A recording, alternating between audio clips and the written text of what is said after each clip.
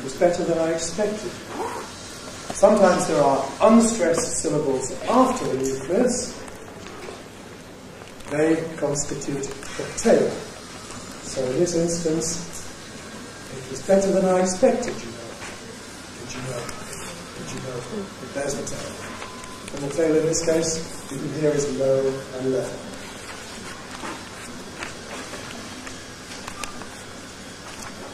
Now, of these four parts, prehead, head, nucleus, and tail, only one is obligatory. That's the nucleus. The others may be present or absent, depending on the phonetic structure. Okay, number one there, possible utterance, no. Now, what does that consist of? Clearly, no prehead, no head, no tail, just a nucleus. So that's the minimum. A single syllable must have the accent. Number two, nobody. Nobody. No prehead, no head, only one accent on the syllable no. So no is the nucleus. What is body? The tail. What about thank you, Mr. Jones? Thank you, Mr. Jones. You remember about vocatives, there's a vocative. I'm talking to Mr. Jones. Typically it doesn't get an accent. So we've got a string of unaccented syllables after the nucleus on thank. Thank you, Mr. Jones. Nucleus is thank you, Mr. Jones, is the tail. So there's a longer tail. Nucleus plus tail. Thank you, Mr. Jones.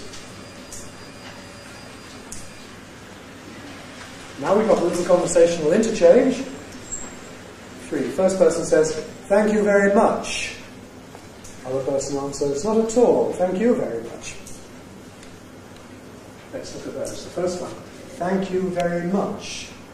Is there a prehead? No. Because we start with the onset, the accented syllable thank. Thank you very much. Nucleus much, last syllable.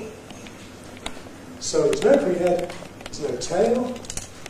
We have the head, thank you very, and then nucleus much. Thank you very much. Thank you very much. The answer is not at all. See if you can write down the structure of not at all. Not at all.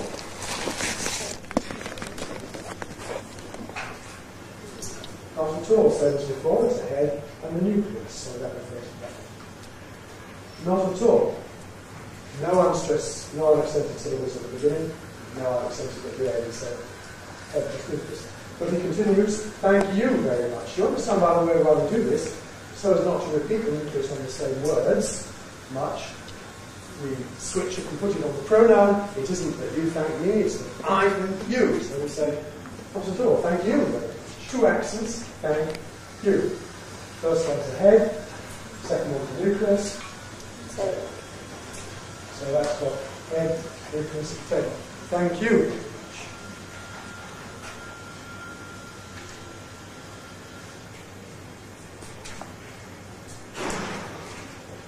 You notice, by the way, that we use these little circles in the common language system to indicate stress without accent, that is, stress without any pitch information. Whereas the other marks, vertical and slanting, indicate accents. All right, number 5. I can't thank you enough. I can't thank you enough. Two accents, one on can't, one on enough. What's I? That's unaccented at the beginning, that's prehead. Where's the nucleus? No. Everything between prehead and nucleus is the head. So the head is can't thank you. Can't thank you. So we've got I. Can't thank you enough. I can't thank you enough. Prehead, head, nucleus. Can't thank you enough. Number 6. I think so. I think so. I think so. There we've got one accent on the word think. It's a 4 rise. I think so. What do we do about I? Well, there's no head, but we still call it a prehead, because it's unaccented at the beginning. So here we have prehead plus nucleus plus tail. The tail is so. I think so. And if you just think back to the one we started with, it was better than I expected, you know. That had all four prehead, head, nucleus, tail. So you can see that logically there are 7 different possible structures. Plus or minus prehead, plus or minus head, must be a nucleus, plus or minus tail. So it's 2 times 2 times 1 times 2. Shall we just practice doing those all together? And as we say them, you think of the structure as well. First of all, the simple nucleus, all the nuclear tones in the first 5 are falling. After me, everybody, no. No. No. Again, no. All right, next one, nobody. Nobody. Again, nobody. Nobody. Next one, thank you, Mr. Jones. Thank you, Mr. Jones. Again, thank you, Mr. Jones. Thank you, Mr. Jones. Now, the next one has 2 parts. We start with the first speaker. Thank you very much. Thank you very much. Again? Thank you very much. The answer is not at all. Thank you very much. Not at all. Thank you very much. Accent on thank, yes. Once again, not at all. Thank you very much. Not at all. Thank you very much. That's right. Number 5, it's Brazel, David Brazel, who came up with a notion of distinguishing between proclaiming tones and referring tones, where a proclaiming tone is a fall, and that makes a proclamation, a declaration. It says something that is, in some sense, complete, definite, final. Whereas a rise is, as you said, referring, in as much as it alludes to something else. It's not complete in itself. It tells you either something else is going to follow, or it refers you back to something that went previously. And, well, this is a very clever generalization. It does capture a lot of the truth. It's a bit difficult in real life, though, when you're trying to choose an intonation pattern, to keep having to ask yourself, is it proclaiming or is it referring? Let's think about something like this.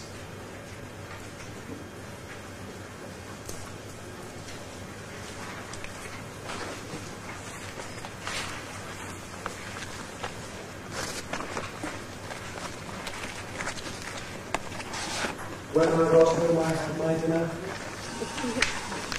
Now, we can see first of all that we can chunk it, we can break it into 2 units. From what we saw yesterday, we can say where the nucleus will be within each unit. Where will the nucleus be in the first one? Home. And in the second one? Day. Now we want to decide whether we expect a rising tone or a falling tone. Well, the first part of this is, of course, non-final. It's not complete in itself. It must signal to you that there's something else to follow. It refers to what follows. The second one, that's the proclamation, that's the statement, the declaration that we're making. It's complete, it brings us to the end. There's nothing more to follow. So that has the forward. And indeed, that's a very typical kind of thing. We probably have accent on where, as we usually do, and we might not have it on how. So a typical pattern would be, when I got home, I had my dinner. When I got home, I had my dinner. When I got home, I had my dinner. You do it. When I got home, I had my dinner. Simple. Now, supposing these 2 things are the other way around. It's also grammatical in English to put the main clause first.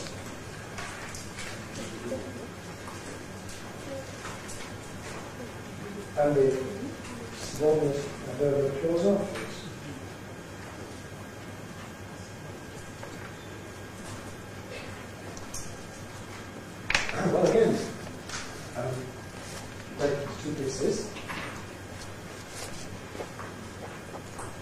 What are the likely tones here? Well, this depends upon the circumstances. If this is out of the blue sky, shall we say, there's no previous context, then the most likely thing is I had my dinner when I got home, and recounting all the things I did during the day. I had my dinner. That's the proclamation. It's not actually final in itself, but the whole utterance is fine. We've got a bit more to come, which has to refer back to what precedes, and that is right. So I had my dinner at home. And that's one typical pattern that you get when you've got an adverbial clause stuck on the end, because it has to refer back to the main clause to which it's attached. But you see the notion of referring, but anyhow it works. Now, that is not the only possibility.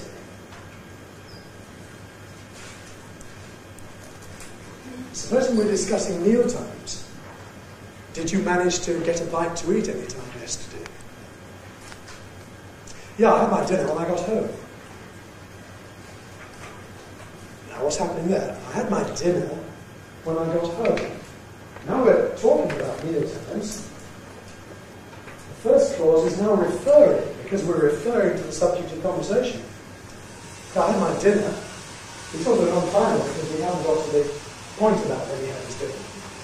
I had my dinner when I got home. There's the crucial point. Not till then. Only when I got home did I get my dinner. So I'm making the proclamation now in the subordinate clause. I had my dinner when I got home. So this notion of Brazel's about referring and proclaiming is very abstract, but it does perhaps contain a useful nugget of truth. Well, back to O'Connell and Arnold.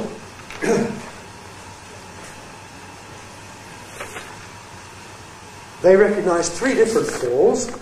We can say that all of the falls have this notion of definiteness or completeness with them, and also note that for WH questions, falls are what you expect. I'm using the term default here. This is a borrowing from computer language. If you are programming a computer, there are variables which take up some particular value unless you specify otherwise. That's known as the default value. And what I'm saying here is that unless there's some reason to give a WH question something different, it's going to have a fault return. That's the expected, the default value for a WH question. WH questions, by the way, are questions with a question word like, who is it, who's standing there, why did you do it, where does he come from, what's the time, how can you do it, but have a question word. And they don't always have a fall, but they most often seem to. Well, among the attitudes that O'Connell and Arnold suggest are associated with the various falling tones, you can see on the handout, a high fall, yes, this implies an engaged or lively attitude. Whereas a low fall, yes, implies lack of interest, coldness, boredom, low spirits. Both of these falls go down to the bottom. The difference is that the high fall starts high up, yeah. The low fall doesn't, yeah. And it's obviously to do with how much you're involved and engaged with what you're saying. If your heart is in it, yes, fine, good. If your heart is not in it, yes, fine, good. The difference of how much personal involvement there is. We've also got the rise fall, yes, yes, which can be assertive or challenging. It can also be disclaiming responsibility, do what you like. It can be sometimes humorous or argumentative. If I'm addressing an audience of native speakers, particularly those who don't know about phonetics, if I demonstrate the tones to them, and I demonstrate the rise fall, yes, they all giggle. Because it is a signal that this is a joke. And quite involuntarily, even though I haven't said anything funny, they giggle in return. To the extent that you didn't do that, either you didn't follow me, or you don't have the same automatic reaction and it's language specific. So I don't know.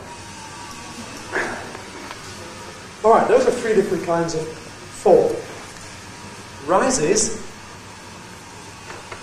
indicate this lack of completion, lack of finality, sometimes, but not always, because they can also be used on utterance final tone units. In that case, they do refer back to something else. The high rise, yes? Right? Okay? Question.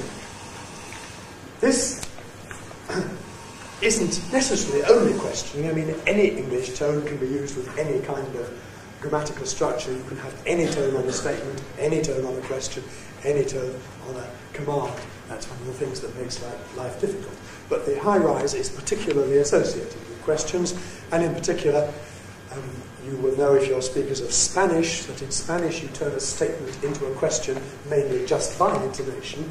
Well, we do this in English sometimes, and this is how we do it. So if I say, "You're coming," that's a question,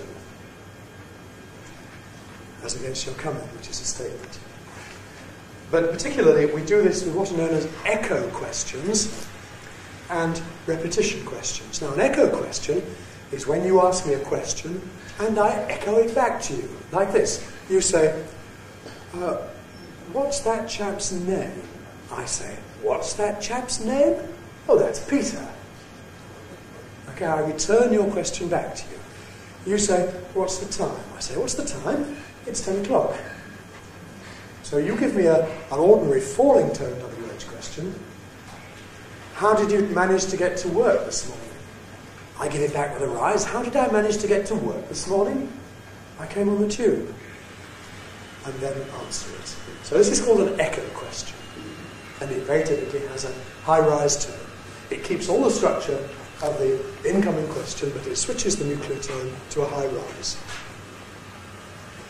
There are also repetition questions. Somebody says to me, "Oh, his name's Jürgen." I say, "His name's what?" I didn't catch it. I want it to be repeated. This is something that's very frequent in conversation, but never seen in dialogue, except in the most realistic dialogue, and certainly not in descriptive prose. We can query any word of an incoming sentence that we didn't gather, we didn't understand. Somebody says, I'm hoping to go to Bali for my holiday. I say, "You're hoping to go to where for your holiday?" "I'm hoping to go to Bali." I say, "You're hoping to go to where?" "You're hoping to go to where for your holiday?" With a high rise. So we say the statement back with a high rise and the question word at the place that we're querying. High rise question. In spoken English, we even do this with verbs.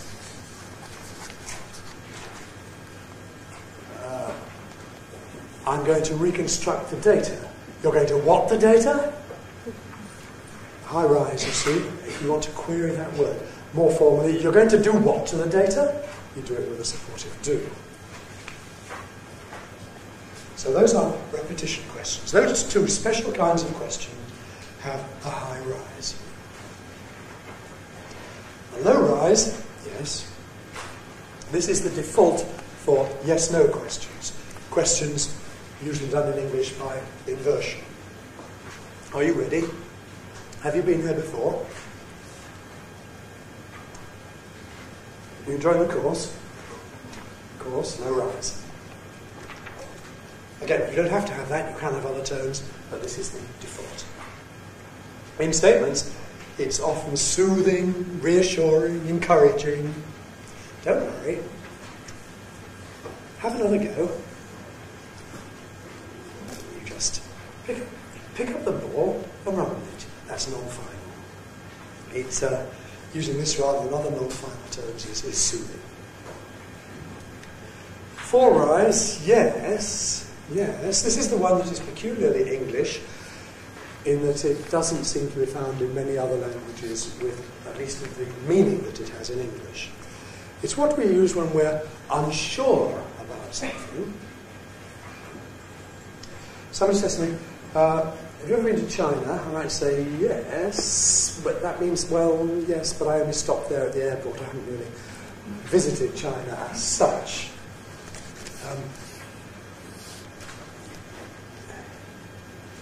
it was very nice. That is not a wholehearted recommendation of something. I say it was very nice. That means it was very nice. But I say it was very nice, but something else was not right. And this four-rise tends to have these reservations, these implications, something that you're thinking but not actually saying. This is the way we convey a meaning without putting it into words. This is how you can say something which, if written down, looks perfectly polite, but when spoken aloud can sound very rude or very hostile, because of the implication that there's something being held back that has a different meaning. It's also used for polite corrections of people. Supposing somebody makes a slip, makes a mistake, this is the way to correct them politely. If I say this CD-ROM was published last year, you know it came out in 1994, you might say, this year, four-rise. That's polite. If you say, no, it wasn't, it was this year, that's rude. This year, that would be a four. But this year, that's polite, that's the four-rise. That's a nice green tie you're wearing. Blue, because it's actually green. Okay. Well, you'll have plenty of practice on all of those things in your practical classes. Now, they have one more tone, which is the mid-level tone. And this is one that they added between the second and third editions. It sounds like this. Yes? Yeah? No? Down? Doesn't go up, doesn't go down, just stays level. And it is very firmly incomplete. It means I haven't got to the end. If you listen to the radio announcer, he says things like, that's the end of the weather forecast, now we go on to the news. That's the end of the weather forecast, level, now we go on to the news. We have such a lot of non-final things, it gets very monotonous if you have low rise after low rise, with occasional four-rise and four-rise. At least the mid-level gives a third possibility. So you've got three different possible non-final tones. Let's have a look at the effects these various tones have on the tail. Here we've got our 7 tones. High 4, yes. Low 4, yes. Rise 4, yes. Mid-level, yes. High rise, yes. Low rise, yes. 4 rise, yes. Now, would you like to do them after me? Again, the first one, high 4, yes. Yes. Low 4, yes. Yes. Rise 4, yes. Yes. Mid-level, yes. Yes. High rise, yes. Yes. Low rise, yes. Yes. Start at the bottom, yes. Yes. Yes. 4 rise, yes. Yes. That's it. Good. Now, if we've got a tail, that is, if there are unaccented syllables after the nucleus, the pitches in the tail are automatically determined by the nuclear tone. There is no further choice of pitch. It's obligatory after falling tones for the tail to be low and level. So, in the second column with the word 50, we've got examples with a single syllable tail. Now, because 50 has got voiceless consonants between the two vowels, you can see that rather than a smooth fall down, there's got to be a jump because there's no vocal fold vibration to provide a pitch of the voice during the consonants. So rather than we hear 50, 50. But the human ear hears this as da-da. And indeed, if it were on a different word like lemon, which is voiced throughout, then you would hear all the intervening tones. The human ear, but not the speech spectrograph, can interpolate all of these automatically. And this is one of the reasons why human perception, in a way, is sort of more reliable linguistically than the output of the machines in the lab. because we've had millions of years of evolution teaching us to do this interpolation, to allow for the fact that the voicing signal isn't always present. Well, we've got interpolation software, but it's not very widely used yet, and that's why a crude spectrographic signal doesn't actually give you all the information that a human being thinks he hears, because we know to do this automatically. All right, let's do with a tail. High fall, 50. Everybody, 50. 50. Low fall, 50. 50. Rise fall, 50. 50. Notice, by the way, that there the accent is on fifth, even though it might not sound that way to you. Believe me, it is. The moving tone, tip, is unstressed. 50. 50. 50. 50. If it was all voiced, lemon. Lemon. Lemon. Yeah. Mid-level, 50. 50. High rise, 50. 50. Low rise, 50. 50. Four rise, 50. 50. 50. 50. All right. Now the next column has got prehead, then a nucleus, and then two syllables of tail. It's the word preposterous. And as you can see, because preposterous has got the stressed syllable on the second, and the others are unstressed, we must have this structure whenever we use this as a one-word utterance. So it's prehead, nucleus, and tail. With a high fall, it sounds like this: preposterous, preposterous. Again, preposterous, preposterous. Low fall, preposterous, preposterous. Rise fall, preposterous. Preposterous. That's interesting. You see, the high pitch comes on the third. Preposterous. Preposterous. This is another good example of how the human ear, knowing English, hears things differently from the machine. The machine is going to be attracted to that high pitch. Indeed, speakers of other languages than English may be attracted to that high pitch on tone. But it's not a stress. It's an indication that the nuclear tone is a rise fall. Because the rise fall, if it's got a tail, you get the top of the rise on the first syllable after the nucleus. Preposterous. Preposterous. Once more, preposterous. Preposterous. Yes, it's not prepos, it's preposterous. Preposterous. Preposterous. Preposterous. Preposterous. Okay.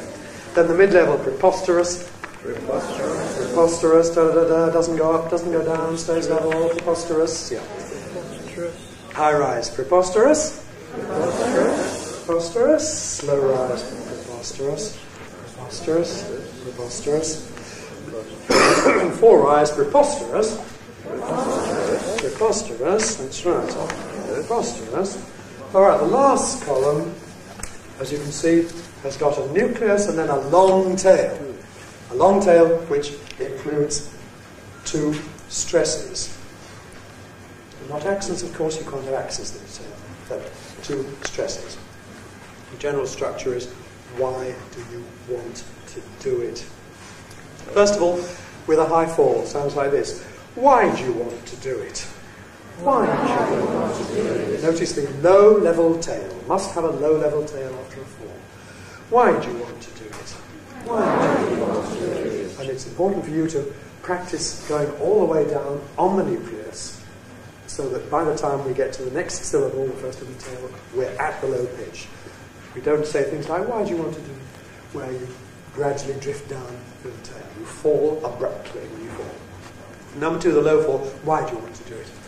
Why do you want to do it? This, of course, could only be an answer to somebody saying, I do want to do it. Well, now, why do you want to do it? Rise fall. Why do you want to do it? Why do you want to do it? If we've got the d form of do, why do you? That's where the high pitch will be. Why do you want to do it? Why do you want to do it? On the other hand, if we contract it to a do, as we often do, do you, then that'll have the high pitch. Why do you want to do it? Why do you want to do it? Why do you want to do it? This is one of the bits of evidence that syllables matter. This is how you can know whether there's a syllable there or not, by seeing where the high pitch comes. Mid-level, why do you want to do it? Why do you want to do it? High rise, why do you want to do it? Why do you want to do it? again, you may be misled into hearing an accent on do there, but there isn't. The nucleus is why. Why do you want to do it?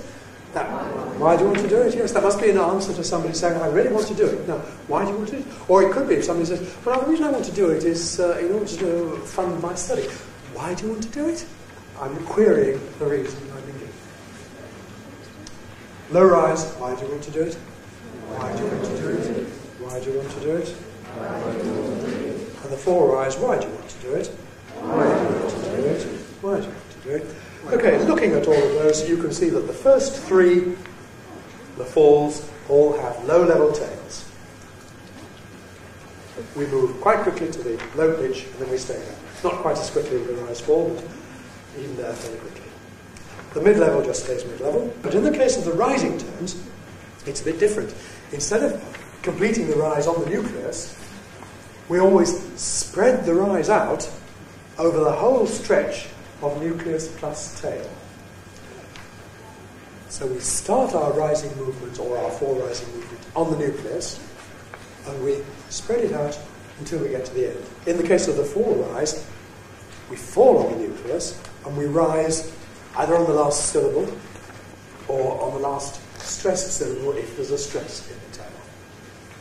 So, yes, 50, you rise on the T. Lemon, fall on the lemon, rise on the lemon. Lemon, preposterous, rise on the rus, preposterous.